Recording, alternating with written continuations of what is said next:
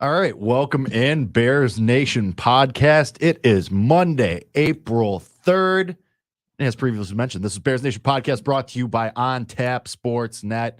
Go to On Tap, go for all your Chicago needs. Blackhawks, Bears.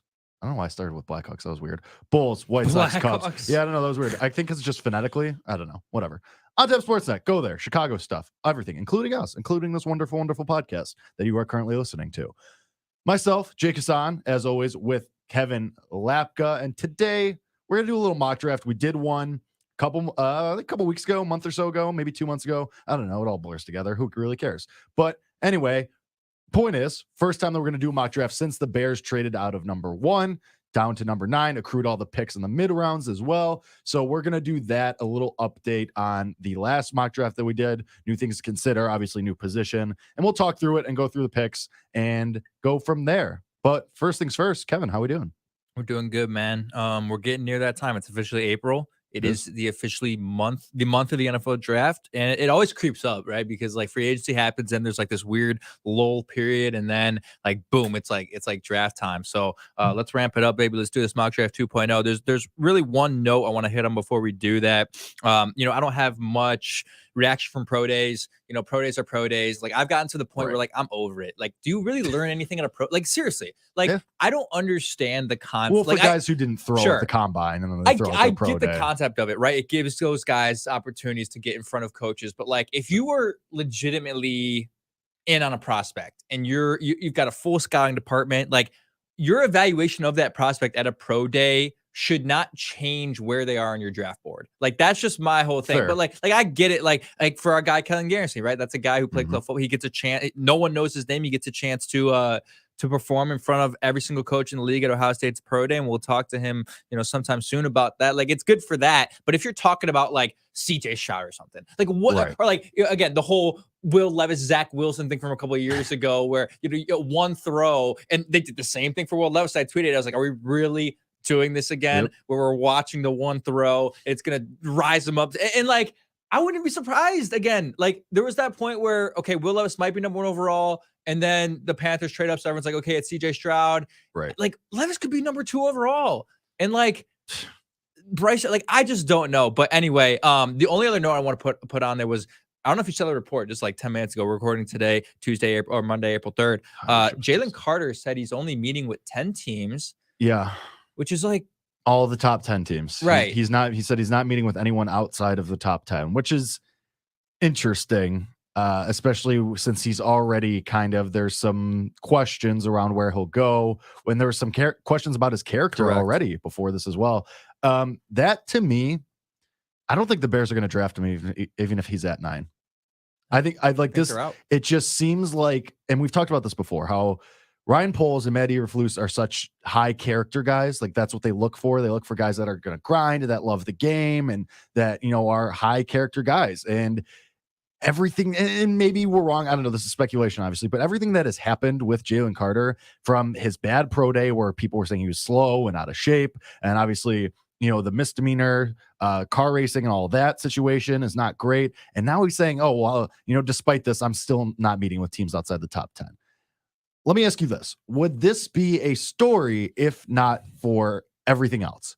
Because remember, Jalen Carter was at one time like, oh, the Bears might take him at number 1 overall. There's once upon a time, obviously. Would this be such an outrageous thing if not for the bad pro day and, the misdemeanor charges where he had to go to, spend a couple hours in a jail and come out, and obviously went back to the combine and all that. But if not for all that, would this even be a story? Like let's say it this way. If Will Anderson did this, probably wouldn't be a story, right? Because he's consensus a top 5 guy.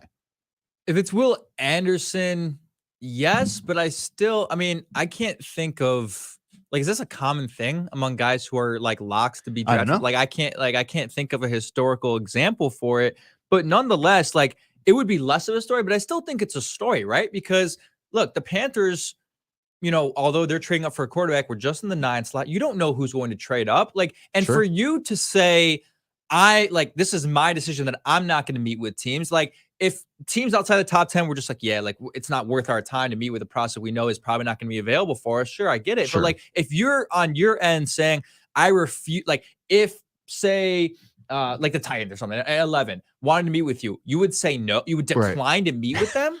It's weird. I got a problem with that. And again, even if he was totally clean, he was still projected to be a top 5 prospect. Like, we know every year guys fall in the draft, things happen. You never know. So you don't want to get in a situation as a player where, okay, now you have fallen outside, say in some crazy scenario, he falls out of the top 10, before everything had happened. And then you've got a whole run of teams who haven't even met with you. Then they're not going to want to draft you because they didn't meet with you. And then you just keep falling. I'm sure, look, this wasn't Jalen Carter's decision. I'm sure this was a collaborative decision with Jalen Carter and his agent and his marketing team, right? And everyone involved. But especially given his circumstances and situation, he is in no position to pick and choose who he gets to talk to when it comes to this process. I mean, there's a legitimate chance he gets drafted outside the top 10. And if you're one of those teams outside of the top 10 and you thought that, hey, maybe Jalen Carter could be available for us, but now he doesn't want to talk to us, guess what? If I'm one of those teams outside the top 10, I'm saying, no, absolutely not. This is the way you're going to try to treat us. I don't want this kind of guy on our team. Even if he ends up falling outside the top 10, we're not taking it. I don't like the way he handled this situation. This could change, right? This was announced today. He might come to his senses and say, you know what, maybe I should be with more teams that ask for it. But I don't know. I'm not going to say that this says something significant about his character. I just think given the circumstances, he's not in a position to hold that kind of leverage over those teams. Personally. Yeah, right. No, I completely agree. You've done nothing in the NFL so far. It's kind of just a wild move to kind of die on that hill. But hey, and like you said, it was signed off and by other people on his team, and more power to him. Whatever, wouldn't be how I did, but also here I am hosting a podcast and not get drafted. So, all right. Speaking of draft, though, let's do it. Let's get into this mock. I think we're doing 3 rounds, something like that, and we'll just go pick by pick. We'll talk through it and what we think the Bears' situation would be, what's on the table, and where we think they'll go. So, Kevin, by all means. Yeah, so it must be known. We are using PFF here, and if you're watching on YouTube here or Twitch right now, you'll be able to see it. It's pulled up right now. For those who do mock draft simulations, a lot of them, PFF and like the Draft Network, the 2 primary mock draft websites, have turned into Twitter and just make everything behind a paywall. So now we can't do trades here. So before we do this, I do want to say that I think, and people have to remember here, I was right about the first trade to Carolina. So I might know what I'm talking about here with trade downs. Sure. I think there's an above 55, and I don't have inside information. This is just what I think Ryan Poles is thinking about, right? I think there's above like a 55% chance they trade that pick, Jake. I really do. I mean, he has hinted at that being a possibility for them. And if there's no dynamite prospect there and you can accrue more picks, and we know, right? Like, he has gone the route of not filling this roster through free agency. We know that. And it was interesting. Brad Spielberger was on CHGO, the PFF guy, PFF guy, the cap guy, saying like they still have to spend, I think, like $40 million, which could come through extensions and things like that. They still have to spend a free agency. And you're hoping some of it does, because you're 100%. waiting for extensions for Kmet and Mooney specifically. And Jalen Johnson. Yes. But they're going to fill this roster to the draft. So if that's the idea here, then I 100% see a trade down being possible. What are your thoughts on that before we dive into where we don't have the option to trade? I think you've accrued enough capital in this draft where you are good at 9. I think they're good there. I think you're still going to get and we'll talk about it. Like, I still think you get, whether that's Skoronski or maybe even Devin Witherspoon or whoever, you're still getting a day 1 starter at 9, and you probably are in the first round in general, but you're still getting a instant impact guy at 9. And I think I disagree that it's over 50% chance. Because obviously you're expecting it now. Like, in that case, you think it's more likely than not. I disagree. It's not impossible, but I disagree that it's whatever above a 55% chance. I think it's less likely. I think it's more likely they stick with this pick. Okay. Well, again, I think it depends on who's available there for you. So let's run the draft here. Again, we're not going to choose for the other teams. We're just going to kind of let PFF decide who gets taken before us. Bryce Young, number 1 overall. Like, Jalen Carter, 3rd to the Cardinals. Anthony Richardson to the Colts. Will Anderson to the Seahawks. Quentin Johnson to the Lions. Will Levis to the Raiders. This is a wild draft. Devin Witherspoon to the Falcons. So here at 9, players available for the Bears right now. in order of the PFF rank here as they have it with ADP. Tyree Wilson, edge. Christian Gonzalez, cornerback from Oregon. Jack Smith and Jigba, wide receiver from Ohio State. Peter Skoronski still available. Lucas Van Ness, and Paris Johnson also available. Here raises Miles Murphy, Brian Reese. Here raises the question we've been having for months, right? Tackle or edge, it seems to be the two primary positions here. You have premiums at both in Tyree Wilson and Peter Skoronski or Paris Johnson if you evaluate him, or Lucas Van Ness, right? It depends how you evaluate it. Jake, take your pick here. What would you rather do if this? Because I also will say this could shake. This is plausible. The first 8 picks are weird in the way they happened, like with Bryce Young going first and sure. Levis going to the Raiders. But like those 8 players, I could see all being shuffled around like in the top. Like I don't think it's insane for these to be the players available for you at 9. Right. And even if you like maybe like a Christian Gonzalez more than Devin Witherspoon or something, a lot of this is, I think this is totally plausible. And if this is the scenario, I think the Bears are running to take Tyree Wilson. I think they are running to put that pick in. I think it's Tyree Wilson all the way. We've talked about, basically since the season ended, of how badly you need someone that could disrupt opposing quarterbacks, disrupt an opposing offense. Tyree Wilson's that guy. He has insane athleticism and measurables. I think they're absolutely sprinting to put Tyree Wilson's name in this scenario. I mean, I think you have to be, right. And we talked about the intangibles that exist with him. They're going to meet with him. I think they like what he presents. I mean, doesn't this also like fit what you've done so far in free agency too? Like you signed a bunch of linebackers, you signed one pass rusher, Walker from Tennessee, but you still need someone on the other side. Doesn't this kind of fit what they've done so far? Like they have the secondary already with Jaquan Brisker and Eddie Jackson and Jalen Johnson, and you like what you have in Kyler Gordon and slot corner, whatever, you'll figure it out, maybe elsewhere in the draft. But doesn't it fit what they have? Like you have the linebackers now too, thanks to free agency.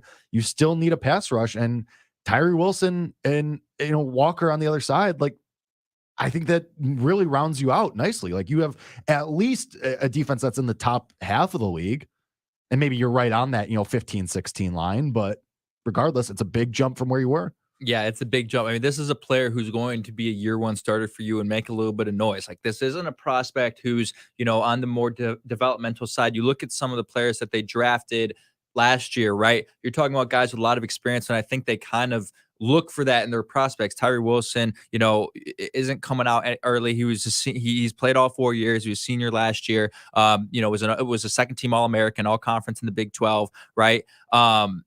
I think they look for players who have experience, but last year you looked at a lot of guys who were more, I would say, raw prospects, right? Who you had belief in your coaching staff, you could turn some of those guys into something. You take a guy like Braxton Jones, right, from a mid-major school, and you bring him out, and you have trust in your offensive line, staff to turn him into a starter and a guy who's going to play a majority of your snaps at left tackle, and that turned out to be correct. And I think they had the same sort of ideology for Velus Jones Jr., right? You saw a prospect that was really raw, who needed to polish his route tree, who needed to polish, and he didn't do this, but the way he returns kicks and as a kick returner, if that was going to be his primary role on special teams, right? You took some other raw prospects, even in Tresson Ebner, and Kyler Gordon, a guy who's really raw coming out, and have faith in your defensive staff to build something. This is a player to the point where when I'm talking about those guys, Dominic Robinson, another one of them, probably the best example, a guy who just had been playing a position for a year. You have to have real trust in your coaching staff to turn that guy into something else. But what I'm trying to say is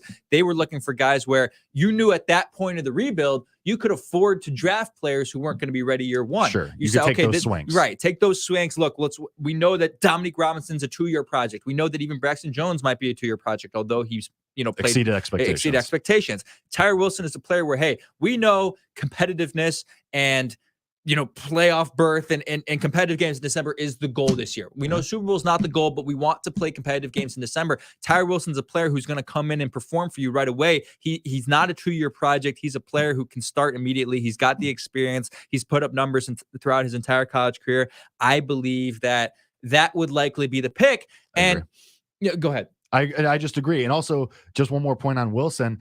He was part of the scrappy Texas Tech team last year that was upset Texas and won some games. That was kind of surprising. So he has that kind of experience too, which it kind of go back to the character conversation. Yeah. And look, again, I'm not going to kind of characterize every single guy from the last draft and put him in the bucket, but you saw a lot of guys who, weren't like no blue bloods, right? No Sure. Alabama players, no Georgia players, no Ohio Sure. State players, right? Clemson players, and people all whenever you see a guy, even from a school, yeah, like Texas Tech's not a blue blood, but they're playing competitive games Playing against Big good teams 12. in the Big 12, right? You like to see that. And yeah, Vallejo Jr., Tennessee, Jaquan Brisker, Penn State, Kyler Right. Horton, Washington. I get it. But there's always, for me, a little bit of something towards a guy who played against elite level competition, performed against elite level competition, and has done it for 4 years, has played in the biggest moments, not scared of the biggest moments, has seen the best competition. That's always a positive. You get that more in Texas Tech maybe than you do in Iowa for Lucas Van Ness, right? Like, it depends how much you really evaluate that. It doesn't matter a whole lot, but it's sort of a positive. Look, he's got elite size. He's got phenomenal strength and speed. His athleticism, I believe ranked 7th among edge rushers in the draft, but his overall production score was, or 13th for athleticism score according to Next Gen Stats. His overall production score from the combine, 2nd among edge rushers. So we know what he is as an athlete and as just an overall prospect at the edge position. Look, I think this is a guy who is the 2nd best edge rusher in the draft. Obviously, there's a gap between him and Will Anderson, but to me, that's the pick. But Jake, before we do it, you're going to get a lot of people chirping about where's offensive tackle. This is more important. We know that the premise of this year is to make sure that Justin Fields is the guy. So you approach 2024 with that Super Bowl window, knowing you have a star quarterback. I know that we already believe that's the case, but there's a lot of people that don't, and they don't think that he can get there unless the protection is optimal. What do you say to the people that say, well, if Skoronski and Paris Johnson are available at 9, and you don't have a pick until later or until early in the 2nd round, you're going to miss out on some elite level offensive prospects? In that case, it tells me that the Bears like someone on day 2 or 3 that they think could be maybe not Braxton Jones and come in as a 5th rounder and start, but maybe someone in the 2nd or 3rd round that can come in and start. And they like have someone highly graded, or that they're just comfortable with both Cody Whitehair and Lucas Patrick. And they like where those guys have come and progressed over the winter, and they feel confident in their ability to play and start and be contributors next season. So I think it's Wilson here. Where I would agree with you is just the depth is greater at offensive line. Sure. I mean, here after edge rusher, we've talked about this scenario. Like after Tyree Wilson, there's a significant gap between him and Luke Van Ness. Like there's a steep drop off.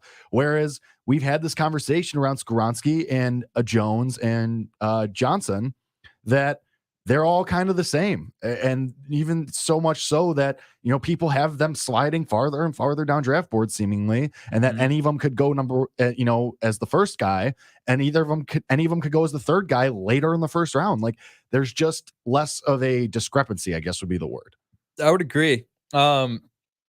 It's hard, man. I also would like the drop off between Tyree Wilson, the next best guy, is significant. But at the same time, too, like with offensive tackle, I just think it's a deeper overall class. So yes, sure, it's not top heavy is what I'm trying to say. Like Skoronski and Paris Johnson are really good prospects, but I'm trying to think of a couple guys from years past who were like consensus top 5, like Evan Neal or something, right? Like consensus top 5 pick. There was no doubt about it. This guy needs to be taken in top 5. Or the guy that was drafted by the Giants a couple of years ago from Alabama. I'm forgetting the name right now. But the depth at offensive tackle, like there's a name I have on my notes that we'll get to who could be available in the 2nd round, who I think could be just as good as both of those guys.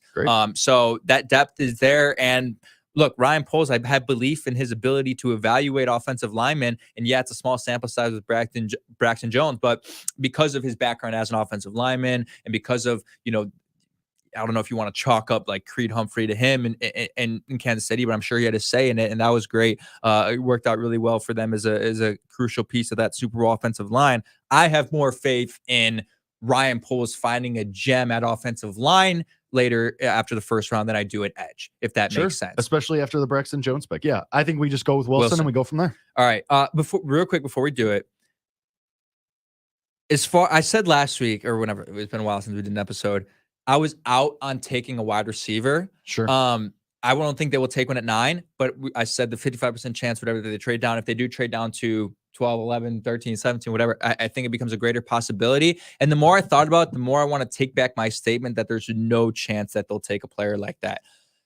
when has anyone ever complained about having more weapons? Sure, that was your point at the time too. It was logically, the way they've operated the free agency and the depth that they do have at the wide receiver position, it doesn't make a ton of sense. But I also do think Ryan Poles is operating this draft at best player available. I really think that's the way he's going to operate. Yeah. Look, again, it depends on his evaluation of where you are at the time, but you have 1 year until full competitiveness. You are not in a position to fully sell out for player of need, because that's going to round out a roster that we believe is going to win the Super Bowl. You can afford to take, even if it doesn't complete your team full circle, you can afford to take a player like Jackson Smith and Jigba if you really love them at 9, because there's no downside to it. You're probably gonna lose Claypool after the year, and then you go sign Mooney to the extension, and guess what? For your Super Bowl window, you have JSN, Mooney, and DJ Moore, and no one complains about that. You help your quarterback as much as possible. I wouldn't give it high odds that it happens, but I just want to say, if they trade down, I said it last week and I want to take it back. I don't think it's out of the cards that if they really do like Jackson, who had a decent pro day performance, that they could take him. That's my only thought process. And I think it's only him. I don't think it's Addison, but I think the connection with Fields is Sure. enough for them to consider it.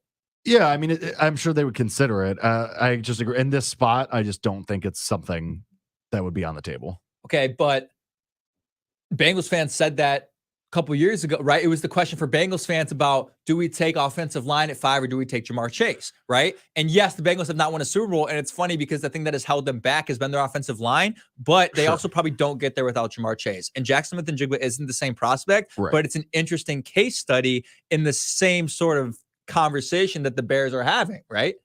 I guess it's like you said, they're just not the same prospect. Like Chase was already, but from a value standpoint, yeah, they're not the same prospect to be taken at 5, but Jamar Chase at 5 and JSN at like 15 is probably the same from a value standpoint. Possibly, yeah. I mean, at that point, you're getting into the semantics of how the Bears have certain players graded and so on and so forth. So, yeah, I mean, if they trade back, I think it's feasible. But I also am in the camp that I don't think they're going to trade back again. All right, so say it's 17. I'll give you a hypothetical. Say it's 17. Wilson, Skoronski, and Johnson are gone. Would you take JSN at that point? Probably. Yeah. So I mean, it would depend on who else. Yeah, it would depend, but I'm just saying that's a possibility in the event of a trade down. But let's take Tyree Wilson here. Let's move on with the draft. So the Bears get their edge rusher and Tyree Wilson. We're going to let this play out until the Bears' next pick at 53. Then they have 61 and 64. Paris Johnson Jr. goes to the Jets. Brian Breesy to the Steelers. Nolan Smith to the Lions. That would scare the hell out of me. The Lions are building something good in Detroit, but the Bears have the best quarterback in the division. So Jordan Addison and the Cowboys, wow, falling all the way. Broderick Jones, a player that a lot of people like later if they were to trade down or even early in the second round. DeJuan Jones also going. A lot of tackles are going here. Did Isaiah Foskey get taken yet? Because that's a player I want to talk about. Luke Whippler, center from Ohio State that a lot of people like. Nathaniel Dell to the Commanders, a wide receiver that people like, and the Bears are coming up now. Tyreek Stevenson to the Seahawks. So now available for the Bears at 53. We're on the clock. Sam Laporta, tight end from Iowa. Jahmyr Gibbs, halfback from Alabama. Joe Tippmann, center from Wisconsin. Sidney Brown, falling all the way to the second round, a player that people think could be the best safety in the class. It's falling all the way down there. Nick Herbig, edge from Wisconsin. Zach Charbonnet, halfback from UCLA. Some of the top names here. Isaiah Foskey still available, edge at Notre Dame. Siaki Ika. I think you like Ika, right? Yeah, I did. We brought him up in one mock draft, our first one earlier. John Michael Schmitz and Darnell Wright. All right. I have an easy lean here at 53, but do you have an early lean on anyone you like here? So the first two, like Laporte, and get like no interest in a tight end or a running back here.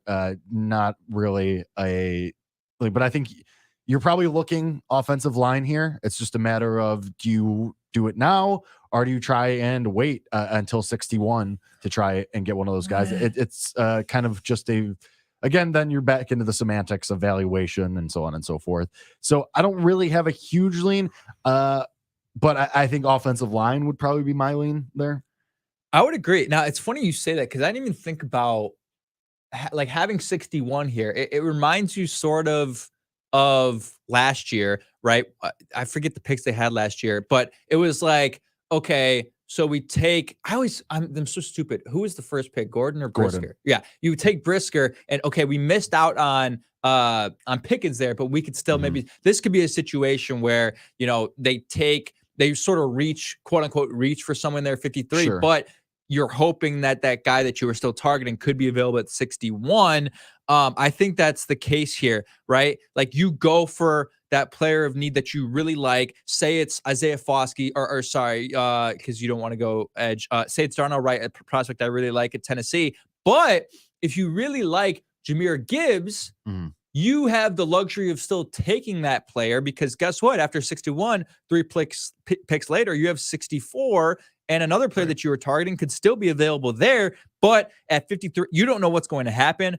Between those 8 picks, you have to reach for a player that you love, that you may not know is going to be there later. And I think they're going to do that for Darnell Wright, a tackle out of Tennessee. I love this guy as a prospect. I think he's a 4-star prospect. I have in my notes as a 4-star prospect. I think he's highly underrated coming out of Tennessee. Again, a player with a lot of experience, 4-year starter who improved every season. I believe he only allowed a one pressure to Will Anderson when they faced off against Alabama in that 52-49 Tennessee victory, and was really great Senior Bowl performance, dominant. And everyone remember Luke Getsy coached that. He's been, eyes glued to Darnell Wright.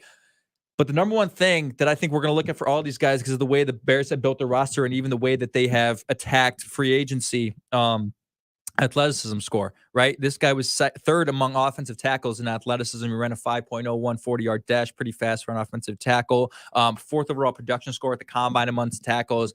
Again, a senior, played all 4 years. You got the experience at a high-level school against the best competition. I love Darnell Wright. I can't believe he's even available here. Some people think he's going to be at the late ends of the first round. I think you got to go after it. And I think if you were to get Darnell Wright here, you're looking at a player who, and I hinted at earlier in a little tease, could end up being just as good as Paris Johnson Jr. or Peter Skronsky. That's how high I am on this kid. He's rated 70th overall, I think, on PFF. I think he certainly is worth taking at 53. But that would be my pick there. I would go Darnell Wright, Tennessee. Well, and you see the difference there too if you're watching on YouTube or Twitch or watching this back later.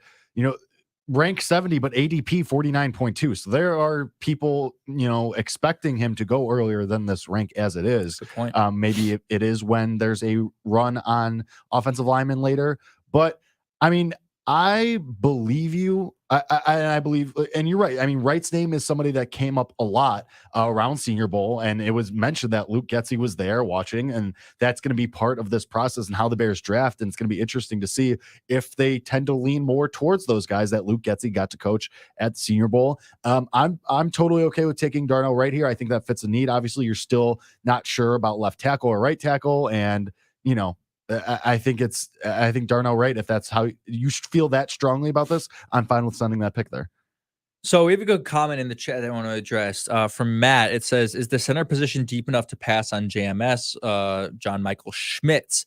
I think that the center position isn't deep enough in the draft, but you have enough options with the guys currently on your roster to say, okay, that's not a necessity, right? Because Cody Whitehair has already been hinted at potentially starting at center, but in your back pocket, you also have a guy in Lucas Patrick who that's his primary position. That's where he's at his best. So if he's healthy and things don't work out with Cody Whitehair, then you have a Lucas Patrick to fall back on. And Mustipher is gone, but I don't think. Thank God. You thank God, Mustipher. I don't think you have to say, "Oh God." Also, who's to say that he's not there in 8 picks? You're back up in eight picks, a handful of picks. Who's to say he's not there? Or even Tip from Wisconsin. I'm like, if JMS is gone, I'm fine with taking a center from Wisconsin as your consolation prize is just fine in my eyes. Yeah, I would agree. Anyone else just intrigue you? Obviously, you're not going to go linebacker with Drew Sanders. Tippmann's available. I kind of like John Michael Schmitz more. I don't know why they have him ranked higher. Jahmyr Gibbs a luxury, obviously, but no entertainment in Cindy Brown because of your strength and safety. Right. Is he shown the ability to play nickel at all? Possibly, but that'd In probably a be a dime big, package? yeah. Yeah. I think you go more toward. I go with right here. I mean, it's the need that instead of drafting Sidney Brown and then trying to fit him into your scheme, you just draft that need and right who just goes right to right tackle. Then I do. I'll do it as well. But before we do that, I keep doing this. Isaiah Foskey, really good prospect. Now, because we took Tyree Wilson, obviously we're not going to take Foskey at 53. But if we didn't take Wilson, we took Skoronski. Foskey is definitely someone to entertain here at 53. I just want to do a quick a breakdown of him real fast and my notes on him. Another, I think, true 3-4 star prospect, all-time sack leader at Notre Dame. That speaks for itself, right? He beat out Justin Tuck in that last year. A really good mix of strength and speed, pretty solid athleticism score on Next Gen Stats as far as what he accomplished at the combine.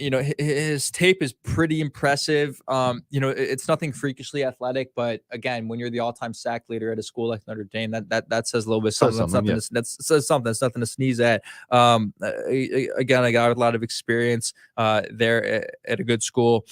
A name to consider if they opt to take tackle at 9 and wait for their solution at edge rusher. But we're going to take here Darnell Wright. And in a quick, brief 8 picks, we are on the clock again. Jahmyr Gibbs goes to the Chargers, Sam Laporta to the Lions, Sidney Brown to the Giants, Zach Charbonnet to the Cowboys, Tittman to the Bengals, and we are back on the clock here at 61. Jake Nick Herbig available, Eli Ricks, Julius Brents from Kansas State, a name I really like. Isaiah Foskey still available. Siaki Ika also still available. Could be your solution at 3 tech. Trenton Simpson, Keanu Benton, and John Michael Schmidt still available. As far as offensive skill players go, Darnell Washington, a unicorn of a tight end from Georgia, available here for you at 61. Michael Wilson, I think I already mentioned that. Kaylee Ringo, also a really attractive name at cornerback who some say is still a need for the Bears as far as that third guy. Rashee Rice from SMU, Jalen Hyatt from wide receiver. What's the lean here, Jake? I mean, I definitely lead John Michael Schmitz here. If you're high enough on him that you think he could play center or at least compete for the job with whether it be Cody Whitehair or Lucas Patrick, whoever, or both, I think if you're high enough on him, that is definitely a consideration. And then you have really basically your offensive line for the next 5 years set, really, with Braxton Jones, Tevin Jenkins, and then if you draft Wright and JMS, that's 4 your guys right there for the next 5 years. And then depending on how you feel about Larry Borom, even if you just as a swing tackle or just as a backup available too, just somebody will be there on the cheap. I think that's a really attractive option to have. I know that, maybe we lean a little bit more towards you got to go back to defense. I don't know. Maybe you do go Kaylee Ringo. Maybe I lean though to continuing to build that offensive line and have then in this scenario, then 4 young guys locked up for, on rookie deals still for the foreseeable future. Sounds nice. Sounds really nice. Sounds really nice. Yep. And you get guys who are younger, who have less of an injury history. And look, if that were to happen, if you were to fill the void there, fill any question marks with John Michael Schmidt at center and Darnell Wright, that we just took at 53, Cody Whitehair would be cut. And we talked about the money that you save from a post June 1st cut with Cody Whitehair. Would be less significant at the time. You're not going to sign a high-level free agent with the money that you save on June 1st, but that money is saved for next year as well. You're going to have to deal with a little bit of dead cap if you do that, but I have no problem with that. I mean, John Michael Schmitz would slot in to be your starting center, right? And there would be some growing pains with a rookie starting center without a doubt. But is it a better option to have that guy there for you who's healthy, you're going to deal with a little growing pains, but is going to be the center and paired with Justin Fields for the next 4 years? I mean, that's a really crucial relationship, center quarterback, that you don't want fluctuating a whole lot.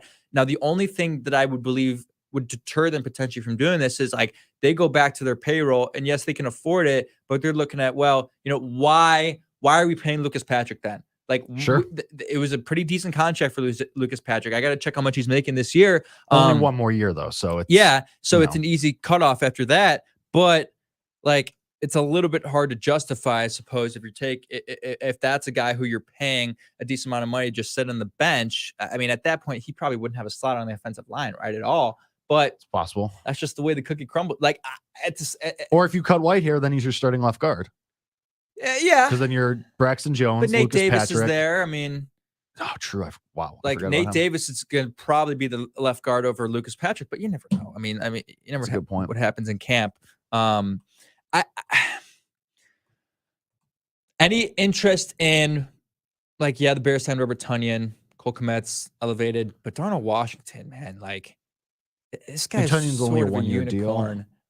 I think for the sake of this draft, because you still have more holes that you need to address elsewhere, I don't think they would go with a tight end, no matter if he is a unicorn or not. You have two guys you feel really good about, even if one of them's on a one-year deal. I think you like where you're at as far as your tight ends go, and you have to use these picks to address needs that still aren't as solid as far as talent goes compared to tight end. I would agree. I like Donald Washington, but again, I just think where you're at, it's just you're not in a position to do it. Even though the whole best player available thing, again, we'll see. I also don't. I wouldn't entertain any wide receivers here. I don't. Okay. Jalen Hyatt, to me, I'm so out on him. Bust. I mean, there's a chance that Jalen Hyatt turns out to be Deshaun Jackson. Sure, there's a chance, right? 5 touchdowns, 207 yards against Alabama. Yeah, that's really exciting, and he looked good in that game. But I see Velus Jones in him. I do. Sure. Like, show me something. Like, yes, deep threat is great. Not for the Bears, but they don't need that right now. You have a deep threat in DJ Moore, who has the proven ability to get downfield and separate downfield. You have proven separators. You have Darnell Mooney can be a deep threat.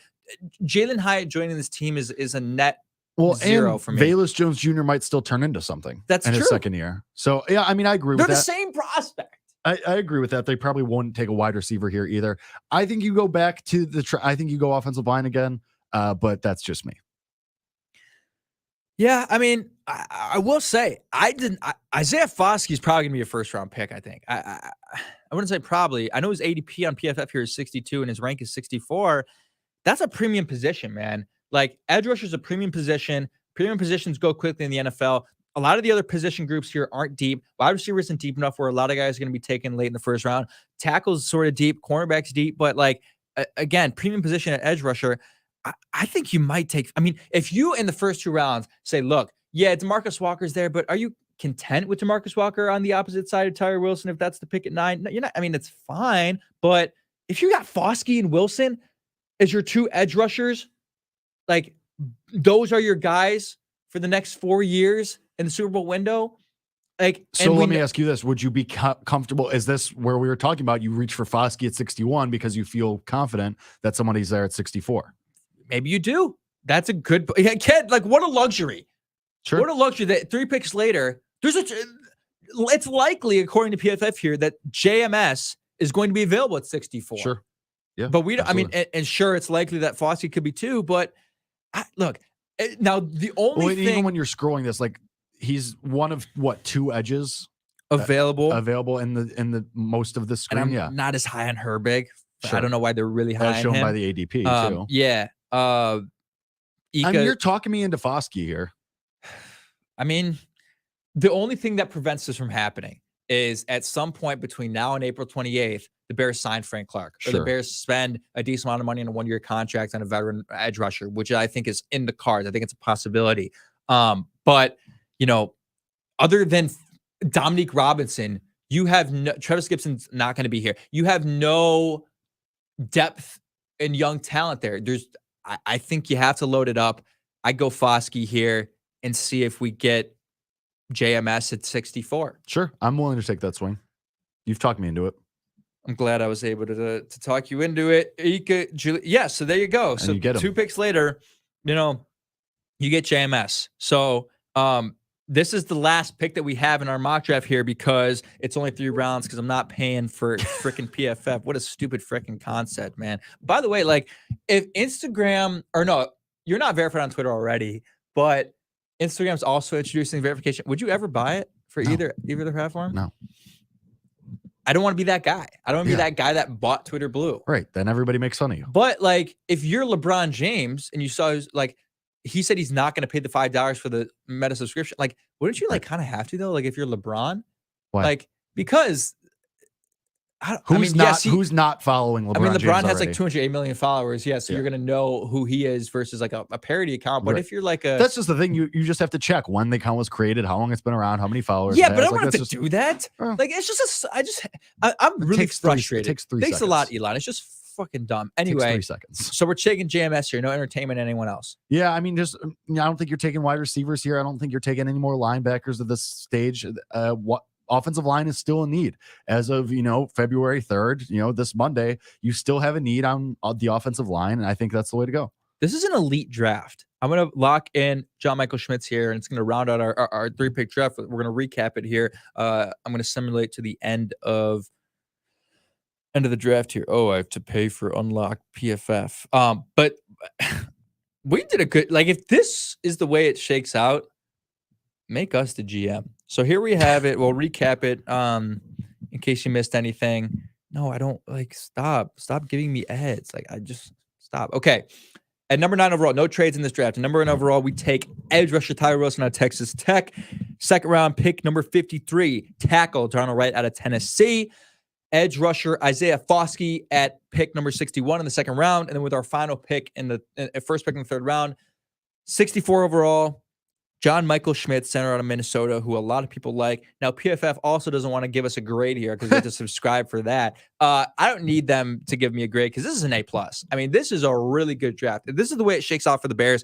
You solve your offensive line for the next 4 years, and you also solve your front four for the next 4. I mean, Jake, this is really good.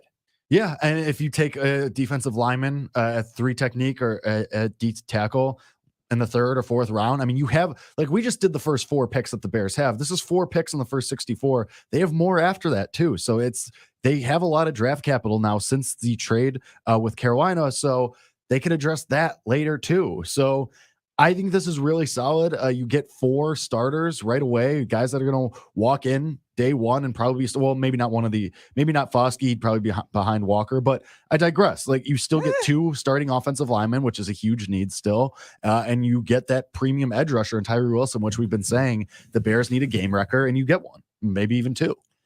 And like, I don't want people to undervalue the impact that rookies like this could have on the production of the team this year. Like, if they're developed correctly, the Kansas City Chiefs, played 10 rookies in the Super Bowl?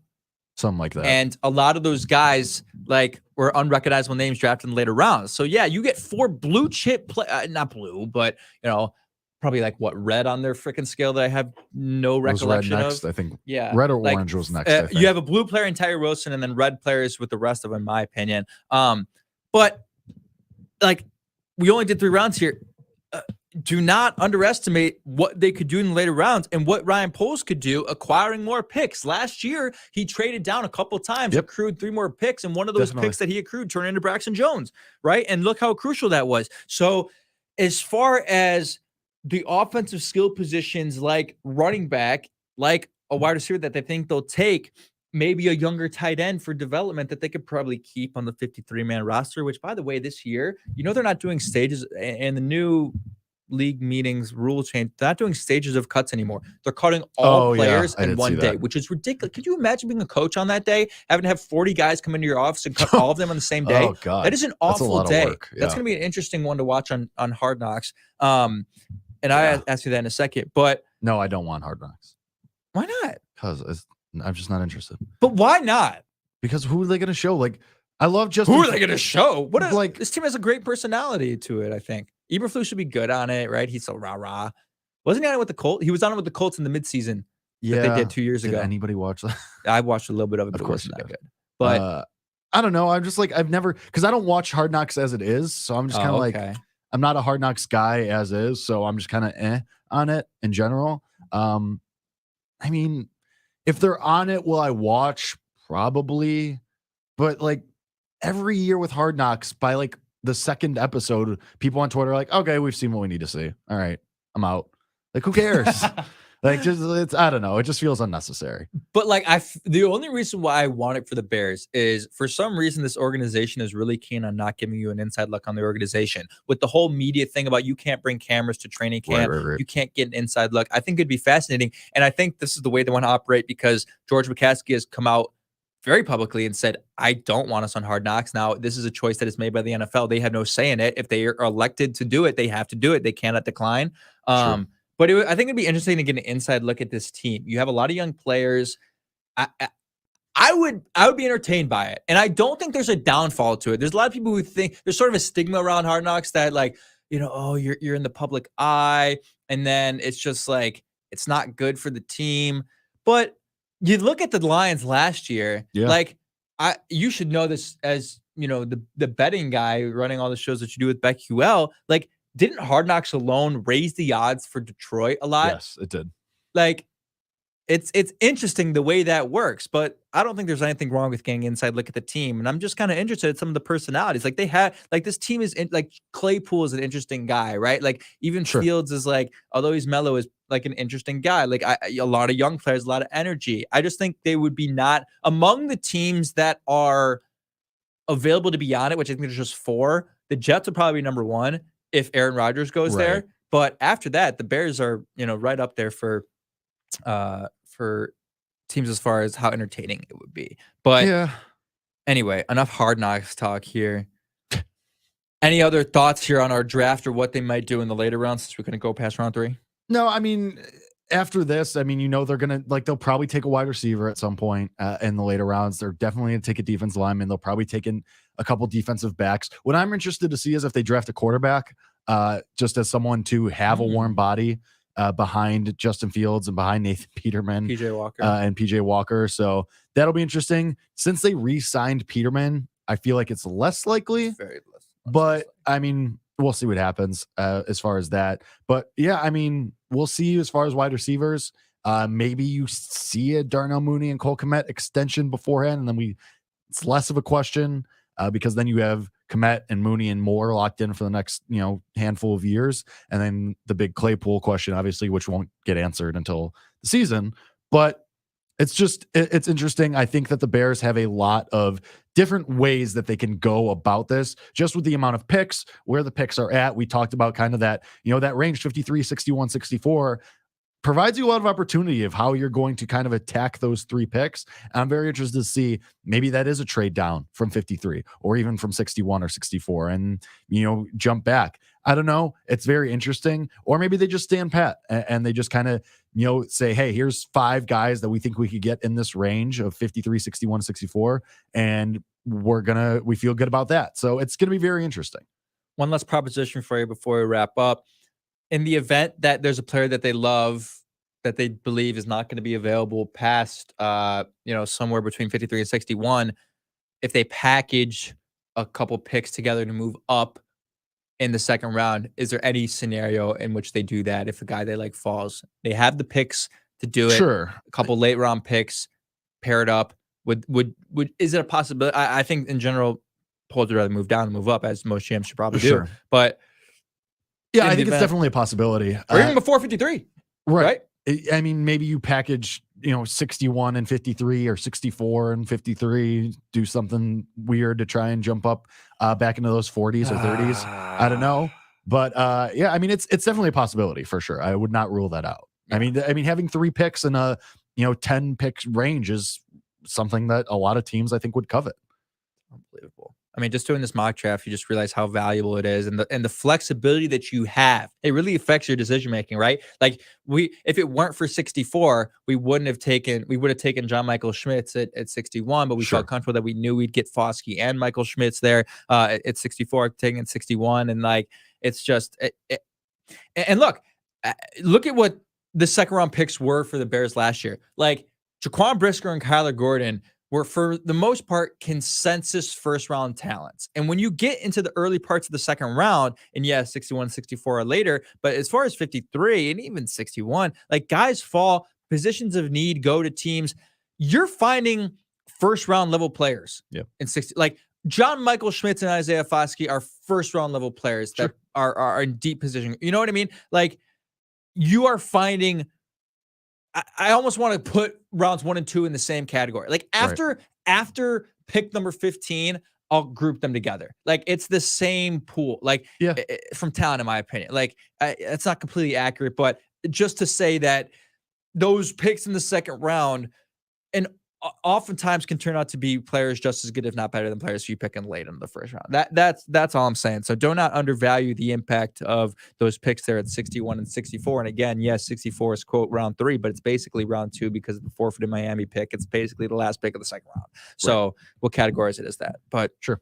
Yeah, I mean, I think this is solid. And then obviously there's a bunch more picks after that. So we'll see how it shakes out. Let us know how we did. Go and leave a review. Let us know how we did. Let us know on Twitter. Obviously at Bears Nation Pod, at Jake_HAS2, at Kev Charles, whatever, 112. I don't know. Yeah, you got to get it less clunky. Okay, I'm sorry. Anyway, it's easy. I need something easier to remember. But anyway, let us know how we did. Let us know what you think, where we messed up, where you think we hit it, where you think we did good. Let us know. We'll talk about it and discuss it. And you can yell at us if you want. That's fine. But anyway, good mock draft. I think everyone would be very happy if that's how the first 4 picks. I'm sure there'd be people that had complaints, but there always are.